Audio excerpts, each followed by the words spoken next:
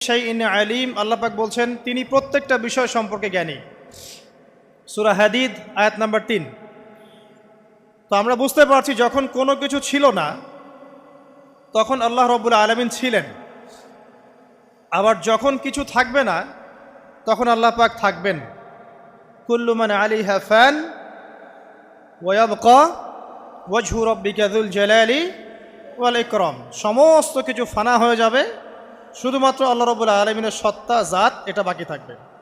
তার মানে আল্লাহ পাকই শুরু, আল্লাহ পাকই শেষ। আল্লাহর কোনো শুরু নাই, আল্লাহর কোনো শেষ নাই।